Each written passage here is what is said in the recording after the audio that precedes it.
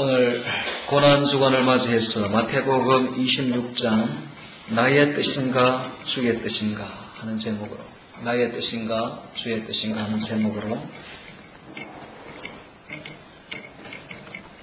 나의 뜻인가 주의 뜻인가 하는 제목으로 26장을 보면서 하나님의 음성을 듣도록 하겠습니다.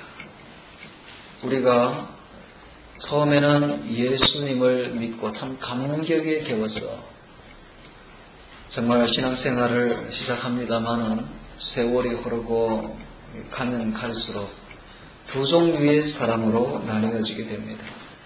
한 종류의 사람은 가룟 유다와 같이 자신의 탐욕과 자신의 명예와 자신의 권세를 위해서 예수님을 발판으로 삼고 십자가를 이용하는 그런 예수의 십자가를 파는 사기꾼들이 있는가 하면, 또 한 사람은 마리아처럼 자기의 전부를 바쳐서 주님을 사랑하고 헌신적으로 봉사하며 오직 자기는 없고 주님만 있는 그런 사람들이 있습니다. 정말 주님을 사랑하는 사람들이 있습니다. 두 종류의 성도로 나누어지게 되는데, 성도뿐만 아니라 세상에 있는 모든 사람들은 예수의 십자가에 대해서 무관할 수가 없습니다. 결국은 이 두 종류의 사람으로 나뉘어지게 됩니다. 결국은 평가가 내려지게 될 것인데, 이제 주님 앞에 서게 되면 너가 내게 좋은 일을 하였느니라 하는 평가와 너는 차라리 태어나지 않았은 것이 너에게 좋을 뻔하였느니라 하는 평가가 내려지게 될 것입니다. 준엄한 평가가 내려집니다. 이 평가에는 목사라고 예외일 수는 없고 장로라고 예외일 수 없으며 집사라고 예외일 수 없고 그리스도인들이 예외가 될 수가 없습니다. 그가 행한 일에 대해서 평생에 그가 어떤 마음으로 예수님을 대했는가에 대해서 평가가 내려지게 되는 것입니다. 참으로 무섭고 떨리는 일이지요. 그래서 정말 각자 개개인이 이제 예수님 앞에 조용히 자기를 돌아봐야 됩니다.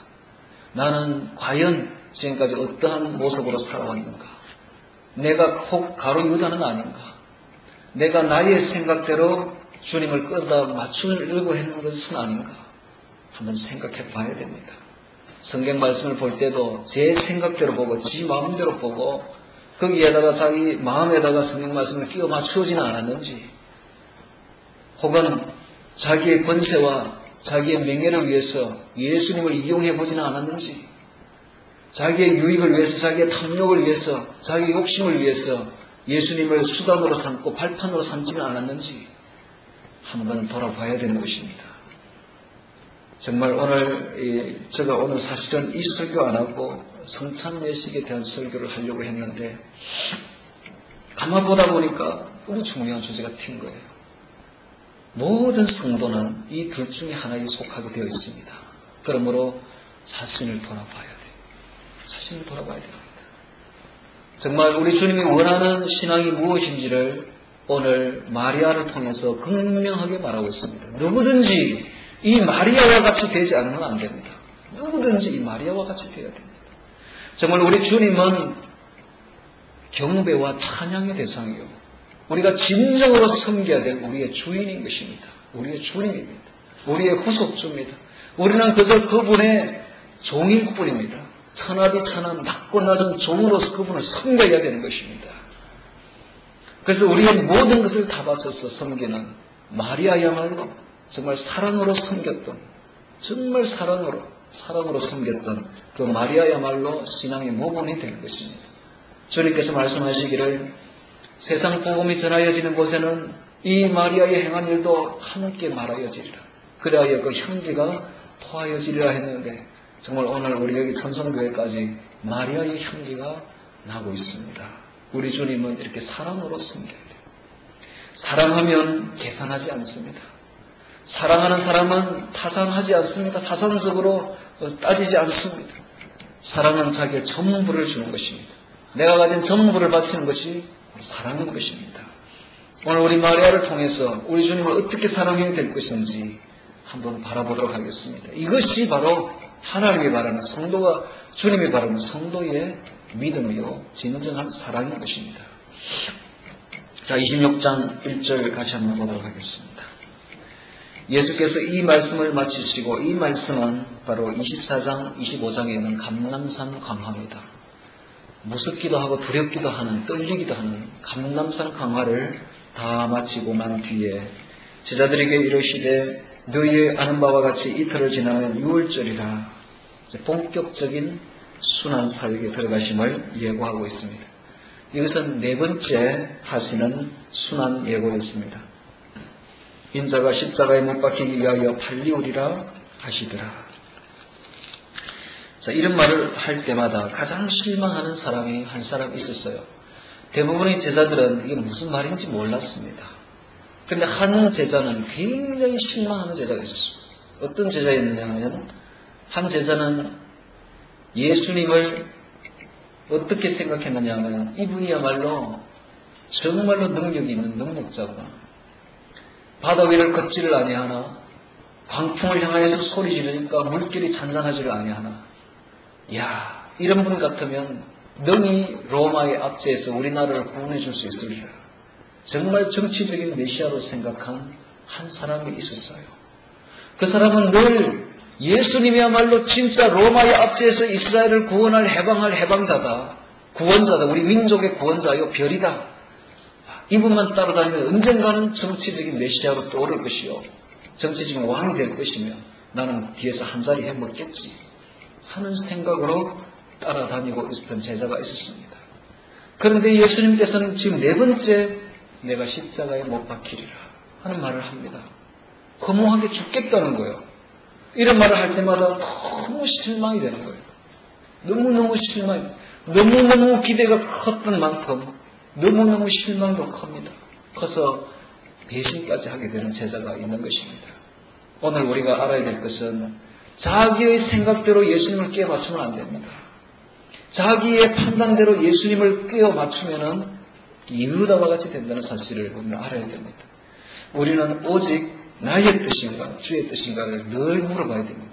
내가 지금 하는 이 일이 나의 뜻인가 주님의 뜻인가 항상 물어봐야 돼요. 나의 뜻인가 주의 뜻인가. 내가 지금 이렇게 보고 있는 이 모든 것들이 나의 뜻인가 주의 뜻인가. 내가 지금 판단하는 것들이 나의 뜻인가 주의 뜻인가. 나의 뜻대로 하는 사람들이 많죠. 신앙생활도 나의 뜻대로 합니다. 제 소원대로 합니다. 지 소원 풀기 위해서 교회 나옵니다. 자기 뜻을 이루기 위해서 교회 나오는 사람들이 있습니다. 나의 뜻인지 주의 뜻인지를 잘 분별해야 됩니다. 가룟 유다는 주의 뜻을 위해서 제자에 합류한 것이 아니었습니다. 그는 자기의 뜻을 위해서, 자기의 소원을 성취하기 위해서, 자기의 야망을 성취하기 위해서 그는 예수님의 대열에 끼어들었던 사람이었습니다. 이런 말을 들을 때마다 그는 실망을 넘어서 배신까지 하게 되는 그런 마음을 가지게 되었습니다. 십자가에 못 박히기 위하여 팔리우리라 하시더라. 그러나 사실은 우리 주님의 십자가는 우리 주님의 구속사역의 가장 최고조요 클라이막스였습니다. 우리 주님의 3년의 공생에는 그리고 30살에 33살까지의 전생에는 어쩌면 죽음을 향한 십자가를 향한 삶이었습니다. 십자가는 바로 우리 주님의 절정이요 모든 사역의 최종 종결이며 최고조였던 것입니다. 우리 주님은 어쩌면 십자가에 죽기 위하여 이 땅에 태어나신 것입니다. 마가복음 10장 45절에 주님께서 말씀하시기를 인자에 온 것은 자기 목숨을 많은 사람의 대속물로 주려 합니다. 인자에 온 것은 자기 목숨을 많은 사람의 대속물로 주려고 온 것입니다. 죽어주려고 온 것입니다. 한마디로 말하면 예수께서는 우리를 위해서 우리의 죄를 대신해서 죽어주려고 오신 것입니다. 십자가는 가룟 유다가 볼 때는 너무나도 자기 실망스러운 이야기였지만 우리가 볼 때는 우리 죄만 우리 죄인들이 볼 때는 십자가야말로 우리의 가장 큰 영광이 되는 것입니다. 십자가야말로 우리의 죄를 대속할 수 있는 최고의 그리고 유일한 방법이 되는 것입니다. 그러므로 십자가야말로 하나님이 우리를 사랑하시는 그 사랑의 결정이 되는 것입니다. 3절에 보니까 그때의 대제사장들과 백성의 장로들이 가야바라 하는 대제사장의 아문에 모여 예수를 계교로 잡아 죽이려고 의논하니 하고 기록하고 있습니다. 자, 이제 십자가 사건이 가까이 오자 이 악한 무리들이 이제 보이고 있습니다. 원래 이 대제사장 제도는 아론의 후손들이 종신 세습제입니다. 종신토록 하고 또 그 첫 아들이 장자에게로 이렇게 세습하는 것이 바로 대제사장 제도였습니다. 그런데 이것이 로마의 압정 수중에 넘어간 이후로, 정권이 넘어간 이후로부터 로마에 의해서 이게 선택되어지고, 사람이 선택되어지고, 로마 정권에 아부하는 사람들에게 주어지게 되고, 그리고 필요하면 언제든지 갈아치우는 그런 것으로 전락하고 말았습니다. 그래서 예수님 오시기 전후 100년을 기점으로 해서 조사를 해보면은 이 100년 동안에 28명의 대제사장들이 이렇게 갈렸던 사실을 알 수가 있습니다. 그 중에 이 가야바라는 인물이 나오고 있습니다. 이 가야바라는 인물은 그 전 제사장이었던 안나스의 사위였습니다. 이 안나스야말로 바로 예수를 죽인 장본인이 됩니다. 나중에 예수님이 잡혀서 맨 처음으로 끌려간 곳이 어디냐면 안나스예요. 그는 제사장이 아니었습니다. 당시에 전 제사장이죠. 그런데 이 안나스에 간 거 보면 안나스가 이 일을 주도했다는 사실을 알 수가 있습니다. 그래서 안나스야말로 예수를 죽인 사실 주범이요, 흉범이 원흉이 되는 것입니다. 그리고 그의 사위였던 가야바는 사실 안나스의 조종을 받는 대제사장이었죠. 자, 그들은 모여서 예수를 죽이려고 획책하고 있었습니다. 언젠가부터 예수를 죽이려고 획책하는데 그들이 말하기를 뭐라고 지금 말하느냐 하면 말하기를 민요가 날까 하노니 명절에는 말자라고 말하고 있습니다. 당시 명절 6월절에는 요세푸스 기록에 의하면 얼마만한 사람들이 왔느냐 하면 양을 약 25만 6천 마리 정도 태웠다고 합니다. 그럼 양을 25만 6천 마리 정도 태웠다는 것은 약 10명당 10명당 양 한 마리가 태워집니다. 그러면 약 250만 명이 운집했다는 이야기입니다. 보통 10명이 한 그룹이 되어서 양 한 마리를 희생양으로 제사를 지냈던 그 기록에 의하면 약 250만 명이 그 좁은 예루살렘에 운집을 했던 거예요. 어마어마한 숫자죠. 어마어마한 숫자의 백성들이 각국에서 몰려와서 그 맹절을 지켰습니다. 그러므로 만약에 그때에 예수를 잡아 죽여서 예수를 초종하는 무리들이 폭동을 일으키기라고 한다면, 종교적인 폭동이 일어나면 반드시 볼 것 없이 이 가야바 제사장은 파면이 되므로, 그래서 그들은 사람이 두려워서, 사람들이 군중이 두려워서 그들은 이 일을 지금은 하지 말고 조용할 때에 예수를 죽이자, 이렇게 나오는 것입니다. 자, 여기 한 가지 원칙이 이제 발견됩니다. 우리가 알 것은 사람을 두려워하는 자는 하나님을 두려워하지 않습니다. 반대로 하나님을 진정 두려워하는 자들은 사람을 두려워하지 않습니다. 우리는 사람을 두려워할 것인지 하나님을 두려워할 것인지 이제 결정해야 됩니다. 사람이 두려운 자들은 믿는 자들이 아닙니다.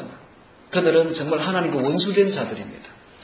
하나님을 두려워하는 사람들은 사람을 두려워하지 않습니다. 사람 군중을 두려워하지 않습니다. 그들은 여론을 두려워하지 않습니다. 그들은 오직 주의 뜻만 정확하게 밀고 나갑니다. 오늘 우리들은 이 대제사장들이 얼마나 하나님을 두려워하지 않는 대신에 군중들을 두려워하고 있는지를 보여주고 있습니다. 오늘 우리도 이렇게 됩니다. 하나님을 만약에 두려워하지 않는다면 우리는 반드시 사람을 두려워하게 되어 있습니다. 여러분, 제가 축원하기를 여러분들은 사람 두려워하지 마십시오. 오직 하나님만 두려워하는 주의 백성들이 되기를 축원합니다. 사람을 두려워하지 마세요. 하나님만 두려워하시기 바랍니다. 자, 6절 보겠습니다. 이제 6절부터 12절까지 그 아름다운 이야기가 한편 그려져 있습니다.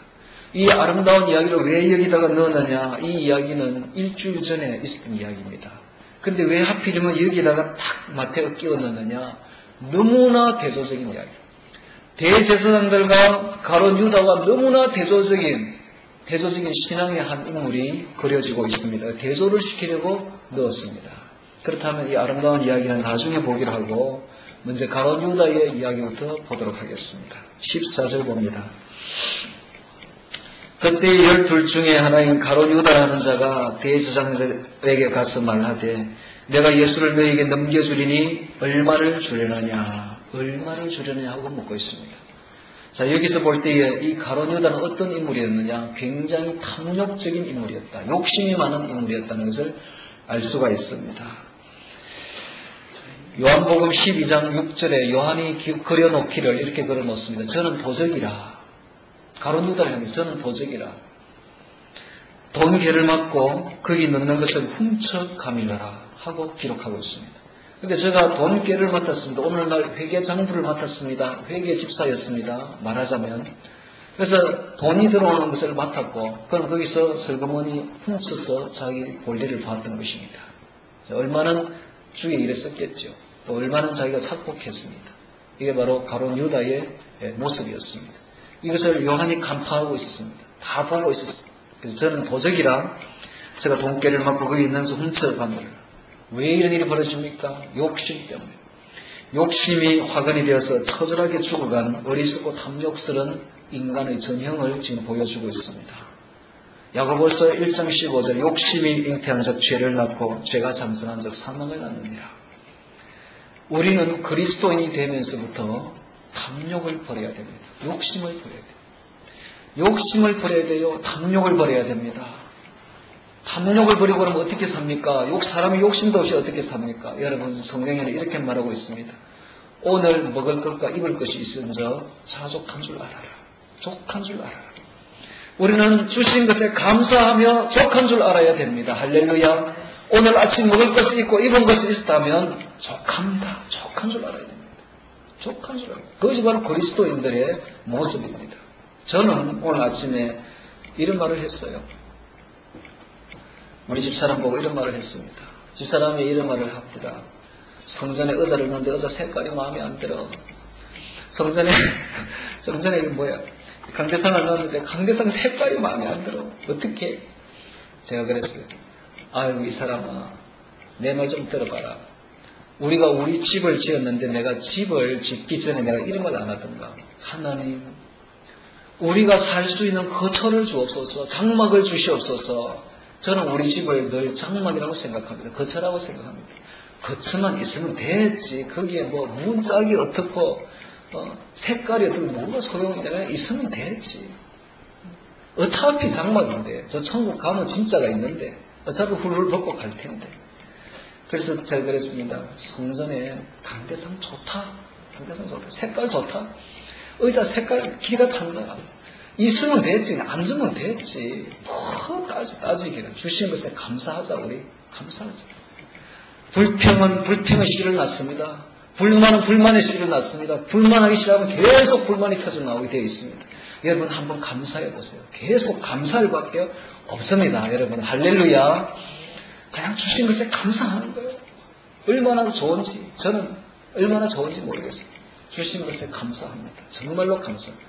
오늘 제가 살 수 있는 집을 주신 것에 감사하고 오늘 입을 옷이 있는 것에 감사하고 옷 한 벌 더 샀습니다. 아이고 맞대. 옷 많다. 옷 많다. 겨울에 입을 옷 입고 춘추복 입으면 됐지. 많다. 오늘 주신 음식에 감사합시다. 한 끼의 음식에 감사합시다. 자족한 줄 알아요. 욕심 부리면 유다처럼 됩니다. 욕심 부리는 사람은 끝도 없이 욕심 부리고 끝도 없이 탐욕을 부리며 끝도 없이 불평하고 그의 욕심은 채워지지 않습니다. 미국에 가면 갈보리 채플이라는 곳이 있습니다. 이 갈보리 교회는 척 스미스 목사님이 개척을 했고 지금 미국이 약 800개의 교회, 갈보리 교회들이 세워지고 있습니다. 원 갈보리 교회를 가보면요, 목조로 지어져 있고 흐름하기 짝이 없어요. 사람들이 넘쳐나니까 거기서 막 달아내고 목조로 달아내가지고 지어뒀는데 건물을 모습을 보면 창고야. 이거 완전히 창고. 그 건물에서 그들은 만족합니다. 주님 만족해요. 예, 충분합니다. 그들은 그 건물을 수리할 생각을 안 하고 나오는 헌금을 다 못 얻어서 개척을 합니다. 개척자를 보내고 전도자를 교육시키고 훈련시키고 신학교를 설립하고 그 자체 신학교를 설립을 했습니다. 해서 다 전역에다가 뿌렸습니다. 전역의 교회를 만들어 나가고 있습니다. 얼마나 보기 좋습니까? 여러분 첫 서밋은 분명히 이런 생각을 했을 거예요. 어차피 교회는 지상교회는 사라진다. 예? 저 천국에 우리의 교회가 진짜가 있으며 저 천국에 우리의 진짜 집이 있다. 이것은 장막에 불과하다. 중요한 것은 영혼 구원이다. 영혼 구원. 우리의 진짜 성장은 우리의 영혼인 줄 믿습니다. 우리의 속에 있습니다. 겉을 보지 마시고 속을 보라고 바랍니다.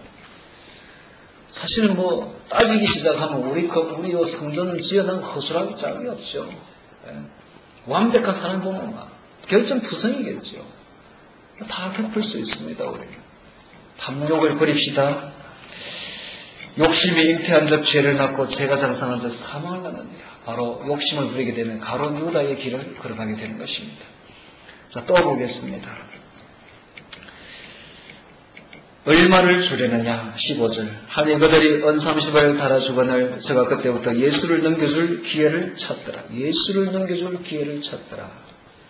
가론 유다는 또한 자기 기대를 이루지 못하는 예수님께 대단히 실망을 했습니다. 그래서 그 정치적인 메시아를 바랬지만은 그것을 이루지 아니하고 예수님께서는 십자가에 죽으려고 하니까, 자신을 죽여주려고 이렇게 말을 하니까 그는 대단히 실망을 했고, 기대가 컸던 만큼 실망도 커서 이제는 그 기대가 이제는 배신으로 바뀌고 있습니다. 그래서 그는 예수님을 팔아버리려고 하고 있습니다. 예수를 넘겨줄 기회를 찾더라. 또 그렇게 하는 이면에는 또 한 가지 그의 자기 본의대로의 기대가 있었습니다. 이렇게 코너로 몰아가면 틀림없이 능력 있는 저분이 자기 죽을 임박에 다다르서는 분명히 능력을 나타내시리라. 그는 그렇게 내심 자기의 본의대로 판단했던 것입니다. 우리가 알아야 될 것은 예수님을 자기 본의대로 판단하면 안 됩니다. 예수님을 자기 정치적인 야망을 위해서 자기의 출세의 디딤돌로 사용하면 안 됩니다, 여러분. 큰일 납니다. 그런데 이런 책이 있어요, 오늘날 보면. 예수의 십자가를 팔아먹는 사기꾼들.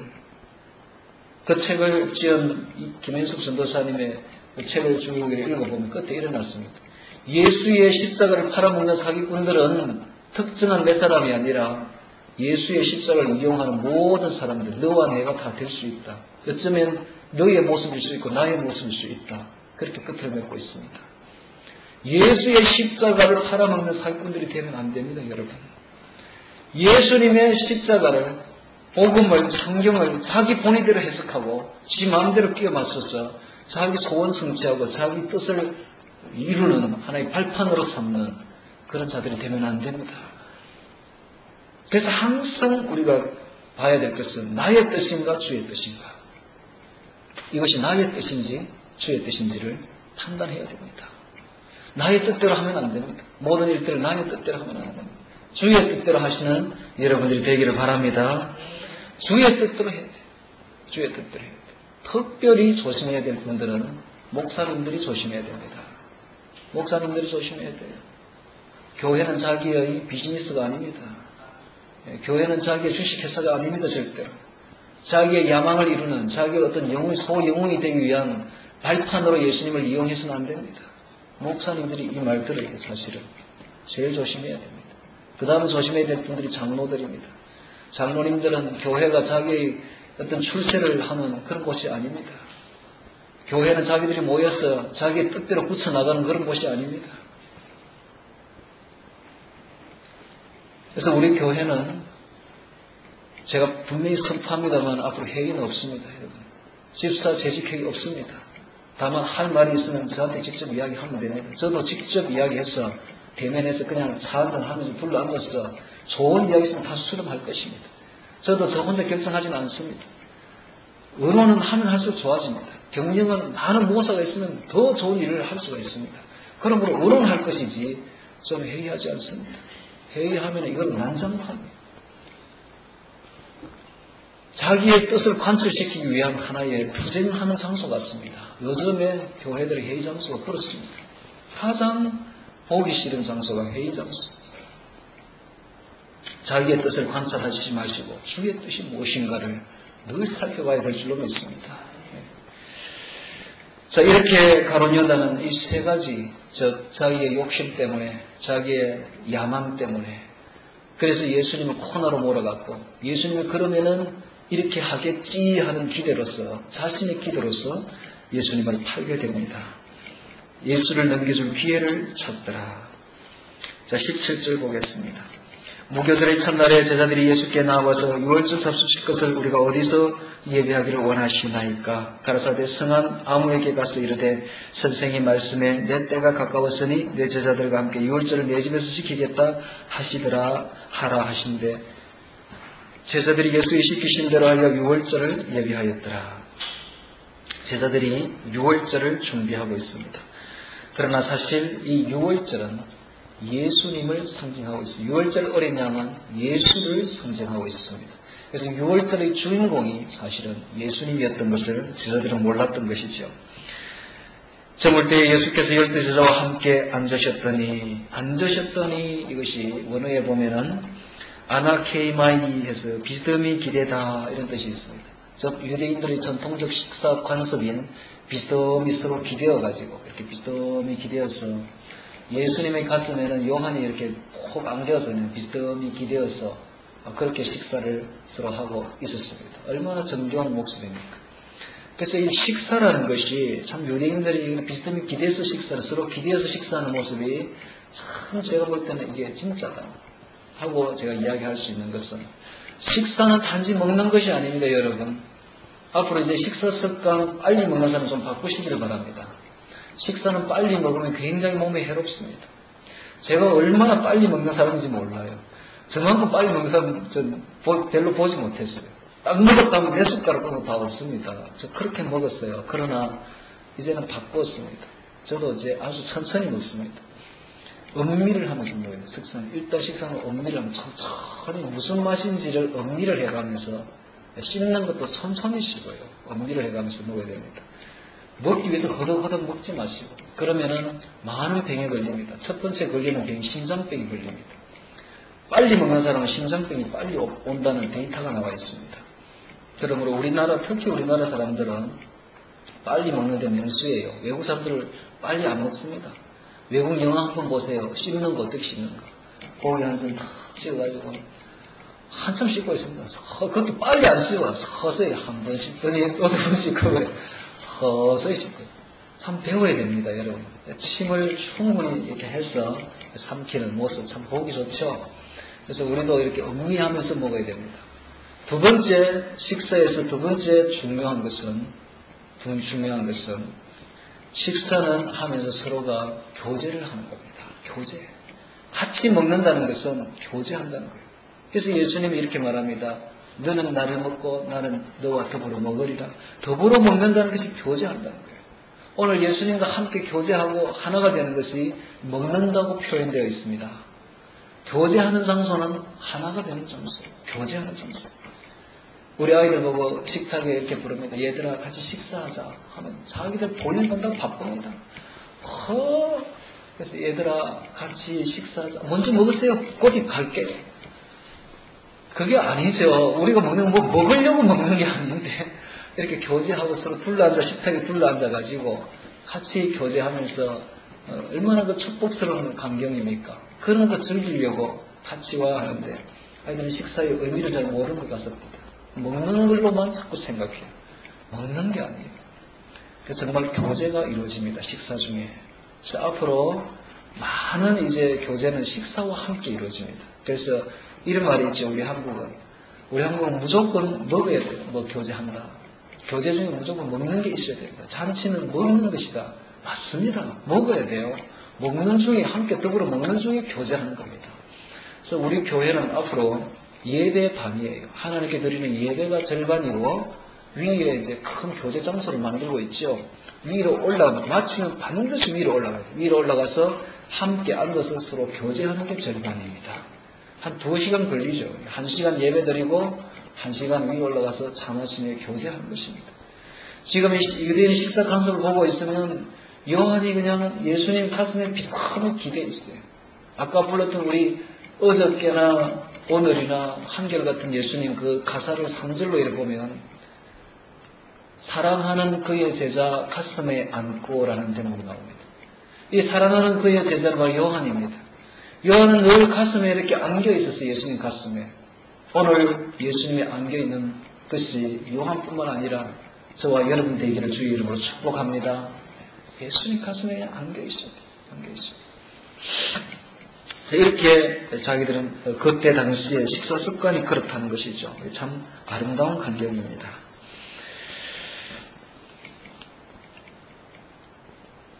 앉으셨더니 21절 봅니다. 저희가 먹을 때에 이르시되 내가 진실로 너희에게 이르노니 너희 중에 한 사람이 나를 팔리라.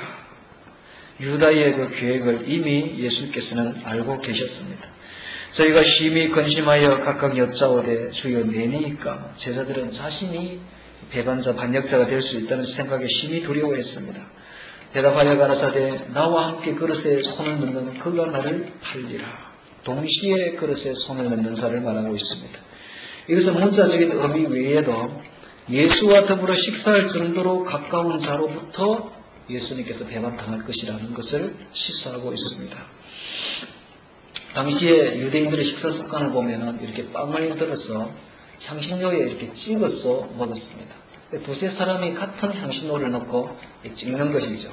그래서 이제 각각 빵을 이렇게 이제 집었는데 하필이면 가룟 유다가 이렇게 찍으러 갈 때 예수께서 같이 찍으러 간 겁니다. 같은 향신료에 이렇게 툭 찍었던 것입니다. 그 정도로 이제 예수께서는 기회를 줬습니다. 가룟 유다가 회개할 기회를 줬고 직접적으로 이야기를 해줬고 나와 같이 손을 넣는 그 자가 나를 팔리라. 그랬다면은 정말로 그가 조금이라도 주님을 주로 생각하는 마음이 있었고 믿음이 있었다면 그는 그렇게 회개했을 것입니다. 그 자리에서 뚫어앉아 회개했을 것입니다. 그러나 결정적으로 유다에게는 믿음이 없었어요. 어떤 믿음이냐? 예수님을 나의 주님으로 나의 구세주로 인정하는 믿음이 없었던 것입니다. 그는 오직 예수님을 이용만 했을 뿐입니다. 그는 오직 예수님을 정치적인 메시아로 그렇게 자기 기대로만 생각했고 자기의 어떤 출세 의욕이나 자기의 야망을 이루기 위한 디딤돌로만 생각했지 자기를 굽혀서 정말 주로 섬기고자 하는 그런 믿음이 없었던 것입니다. 오늘 우리가 알아야 될 것은 이렇게 예수님을 주님으로 인정하지 않는 자, 자신의 구주로 인정하지 않는 자, 그래서 믿음이 없는 자들은 반드시 유다와 같게 되어 있습니다. 그때에 예수께서 뭐라고 말합니까? 24절 봅시다. 인자는 자기에게 대하여 기록된 대로 가거니와 인자를 파는 그 사람에게는 화가 있으리로다. 그 사람은 차라리 나지 아니하였다면 저에게 좋을 뻔하였느니라. 우리 주님은 가룟 유다에게 마지막 평가를 내립니다. 차라리 나지 않는 것이 저에게 좋을 뻔하였느니라. 오늘 지옥에 들어가는 수많은 사람들은 바로 이와 똑같은 평가를 받게 됩니다. 차라리 안 태어나는 게 좋죠. 괜히 태어나가지고 지옥에 가서 영원히 고생당하는 것보다는 차라리 태어나지 않는 게 저에게 훨씬 낫는 것입니다. 오늘 모든 사람들은 이와 같은 평가가 내려질 수 있습니다. 마리아에게 내려졌던 평가와 유다에게 내려졌던 평가를 피할 수가 없습니다. 중간 단계는 없습니다. 이 둘 중에 하나가 이제 내려지는 것입니다. 이 둘 중에 하나입니다. 이제 자기가 책임져야 됩니다. 준엄한 평가입니다. 둘 중에 하나에 책임져야 됩니다. 자, 이제 두 번째 이제 우리는 오늘 우리가 보게 될 6절부터 보게 되는 마리아의 아름다운 모습을 대조적으로 보게 됩니다. 한번 보겠습니다. 예수께서 베다니 문둥이 시몬의 집에 계실 때에 한 여자가 매우 귀한 항유 한 옥합을 가지고 나왔어. 한 여자가 기록하고 있습니다. 이 여자는 요한복음에 보면 마리아입니다. 왜 마리아를 한 여자라고 이렇게 숨겼는가? 당시에 살아있었기 때문에 유대인들에게 박해를 당할 우려가 있었기 때문에 이렇게 이름을 숨기고 있습니다. 한 여자라고 표현하고 있습니다. 한 여자가 매우 귀한 향유 한 옥합을 가지고 나와서 식사하시는 예수의 머리에 부으니 하고 기록했는데 누가복음에 보면 머리에도 부었고 또 예수님의 발에까지 가지고 갑니다. 가서는 발에다가 다 쏟아버렸습니다. 쏟아버리고는 자기의 머리털 넣어서 덜 눈물로 흘리며 발을 닦고 있었습니다. 이 향유 옥합은 거의 대리석으로 깎아 만든 것으로서 값비싸기 거지없는 옥합이었고 그곳에 담긴 향유는 인도산 나드 향유로서 그 비싸기 짝이 없는 향유였습니다. 그래서 300데나리온을 했습니다. 한 데나리온은 하루 임금이었습니다. 오늘날 10만 원만 쳐도 약 3천만 원에 해당되는 고액입니다. 이 여자는 자기의 모든 재산을 거기에 부었던 것입니다. 자기가 가진 모든 것이었습니다. 자기가 가진 모든 것을 주님께 다 바쳤습니다. 사랑은 바로 이런 거예요.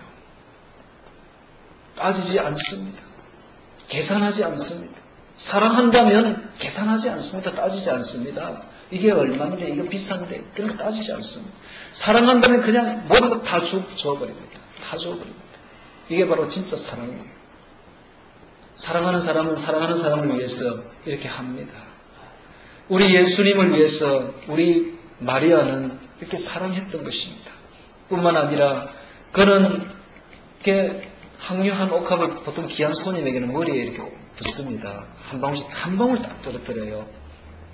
그런데 예수님께는 한 방울 떨어뜨린 정도가 아니었습니다. 그 향유를 그냥 다 깨버려가지고 발에 부었습니다. 그는 자기 머리털로 닦았습니다. 이것은 뭘 뜻합니까? 예수님은 귀한 손님 정도의 차원이 아니었습니다. 예수님이야말로 그의 모든 것을 바칠 수 있는 구주였습니다. 그는 오직 예수님께 경배와 찬양을 드렸고 헌신적으로 자신을 바쳤고 머리털로 닦았다는 것은 자신이 종임을 나타내고 있습니다. 주님이야말로 나의 진짜 참 주인입니다. 참 주님입니다. 나는 주님의 종일 뿐입니다. 하는 표현인 것입니다. 믿음의 표현입니다. 오늘 이것이 오늘 우리 마리아가 보여주는 모습입니다. 이렇게 주님을 섬길 것인가? 아니면 유다처럼 주님을 이용을 할 것인가? 오늘 우리에게 던져지는 주제인 것입니다. 정말 우리가 마리아에게서 배워야 됩니다. 우리도 마리아처럼 되지 않으면 안 됩니다. 둘 중에 하나를 택해야 돼요. 우리도 주님을 사랑하든지 정말 사랑으로 믿음으로 주님을 섬기든지 나의 구주로 섬기든지 그렇지 않으면 가룟 유다와 같이 이용하든지 둘 중에 하나입니다.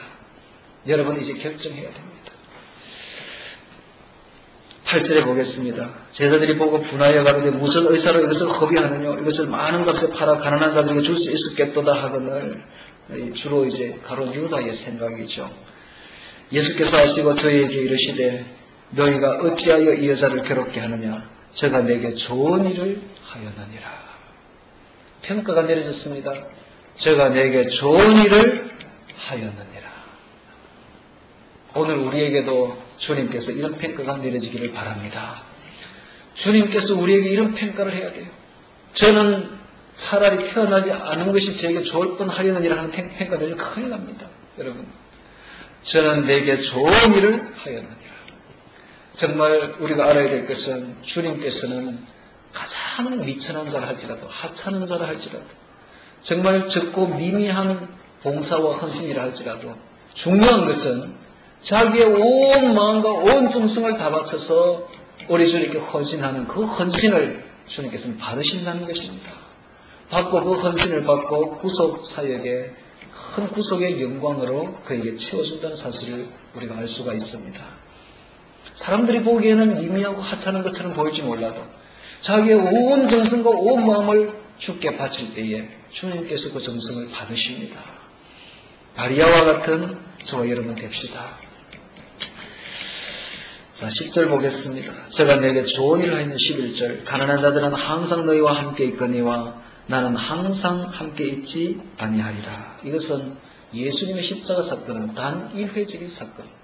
다시는 있지 아니할, 그전에도 없을 인류 역사에 단 한 번뿐이 일회적인 사건입니다. 가난한 자들은 언제나 있죠. 그러나 예수의 십자가 사건은 단 한 번에 있었습니다. 마리아는 예수님의 십자가 사건을 알고 부은 건 아닙니다. 그는 그저 자기 사랑에 예수님의 사랑을 하는 그 표현으로 자기의 모든 것을 그냥 바쳤을 뿐인데 이것이 결과적으로 예수님의 장사를 기념하는 그러한 장사를 기념하는 예식이 되어버리고 말았습니다. 예수님이 장사하실 때 죽으실 때에 제자들은 뿔뿔이 흩어져 다 도망가 버리고 아무도 예수님을 장사해 줄 사람이 없었습니다. 그러나 마리아는 이것을 몰랐지만은 그가 이미 사랑함으로 바쳤던 그 헌신과 충성이 하나님의 큰 구속 사역에 이용당하는 그런 큰 영광을 바라는 그런 일이 되어버리고 말았던 겁니다. 오늘 우리가 알아야 될 것은 정말 우리가 주님을 사랑하고 나의 구주로 모시며 내가 온 정성과 온 마음을 다 바쳐서 내게 있는 모든 것을 주님께 헌신하고 바치면 이것이 하나님께서 크게 받으심만 하고 주님의 구속 사역에 크게 사용된다는 사실을 기억하시기 바랍니다. 가난한 자들은 항상 너희와 함께 있거니와 나는 항상 있지 아니하리라. 이 여자가 내 몸에 이 향유를 부은 것은 내 장사를 위하여 함이니라. 내가 진실로 너희에게 이르노니 온 천하에 어디서든지 이 복음이 전파되는 곳에는 이 여자의 행한 일도 말하여 저를 기념하리라 하시니라. 자, 오늘 보면 가롯 유다가 나오고 마리아가 나옵니다. 가롯 유다는 자기의 탐욕과 야망과 불신 하나를 때문에 정말 예수님을 이용하는 그런 사람이었습니다만은 이 마리아는 예수님을, 구주 예수님을 오직 사랑했고 그분을 위해서 자기의 모든 것을 전폭적으로 바친 희생적인 신앙의 사람이었습니다. 그는 주님을 오직 찬양과 경배의 대상으로 알고 섬기고 순종했던 사람이었습니다. 오늘 우리는 가롯 유다가 될 것인가 아니면 마리아가 될 것인가 기로의 노예가 있습니다. 분명한 것은 평가가 내려지게 될 것입니다. 가롯 유다와 같은 삶을 살았던 사람들에게는 너는 차라리 태어나지 않는 것이 너에게 좋을 뻔하였느니라 하는 평가가 내려질 것이고 마리아와 같은 삶을 살은 사람에게는 너는 내게 좋은 일을 하였느니라 하는 평가가 내려지게 될 것입니다.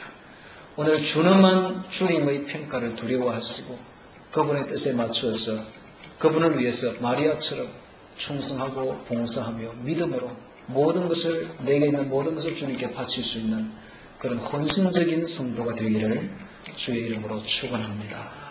기도하겠습니다.